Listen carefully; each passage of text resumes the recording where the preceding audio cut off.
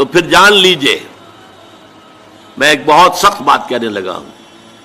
ایک شخص عالم ہو سکتا ہے، مفتی ہو سکتا ہے، فقیہ ہو سکتا ہے، مفسر ہو سکتا ہے، محدث ہو سکتا ہے، عابد ہو سکتا ہے، زاہد ہو سکتا ہے، نیک نہیں ہو سکتا اگر انسانی ہمدردی کا مادہ اس کے دل میں نہیں.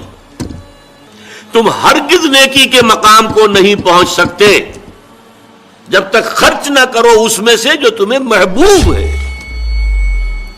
اگر آپ کا مال ایسا ہے جو دل سے اتر گیا ہے، کپڑے بوسیدہ ہو گئے ہیں دے دیے غریب کو، جوتے ٹوٹ گئے دے دیے کسی کو، یہ نہیں ہے، یہ نیکی نہیں ہے. نیکی کیا ہے؟ مما تحبون، جو تمہیں پسند ہو وہ مال. اپنے محبوب مال کو جب تک خرچ نہیں کرو گے اللہ کی رضا مندی کے لیے، اللہ کی رضا جوئی کے لیے، اس وقت تک نیکی کا مقام حاصل نہیں کر سکتے. اس میں ترتیب بھی لازمی ہے. سب سے پہلا حقدار جو ہے آپ کے نیک سلوک کا وہ آپ کے قرابت دار ہیں. عام طور پر قرابت داروں میں، قریبی رشتہ داروں میں شکر رنجیاں ہوتی ہیں. اب فلاں جو ہے فرض کیجئے کہ کوئی چھوٹا بھائی فوت ہو گیا یا بڑا بھائی فوت ہو گیا ہے، اب دوسرا بھائی جو ہے اچھا ہے، جو فوت شدہ بھائی ہے اس کے حالات اب خراب ہیں، بیوہ ہے، بچے ہیں، کوئی ذریعہ معاش نہیں ہے، اور یہ شخص جو ہے وہ صاحب ثروت ہے، صاحب دولت ہے.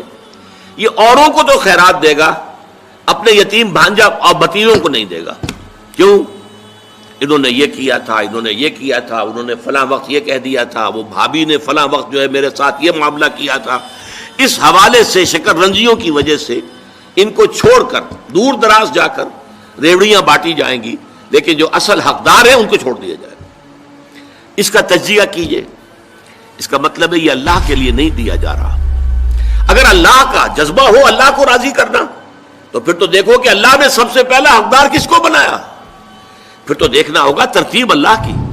اللہ کی ترتیب میں تو آت المال علی حبہ ذوی القربى، ذوی القربى سب سے پہلے ہے، اس کے بعد یتامى ہیں، مساکین ہیں، وابن السبیل ہیں، والسائلین ہیں، وفی الرقاب ہیں، لیکن اولین جو ہیں ذوی القربى ہیں. حدیث آتی ہے کہ حضور نے فرمایا جس نے اگر کسی سے محبت کی تو اللہ کے لیے محبت کی، کہ اللہ کو پسند ہے کہ اس سے محبت کی جائے، اور کسی سے بغض اور عداوت رکھی تو وہ بھی اس لیے کہ اللہ کو پسند ہے کہ اس سے بغض رکھا جائے، اور اگر کسی کو کچھ دیا تو اس لیے کہ اللہ کو اس کا دینا پسند ہے، اور کسی سے کچھ روکا تو اس لیے روکا کہ اللہ کو اس کا روکنا پسند ہے.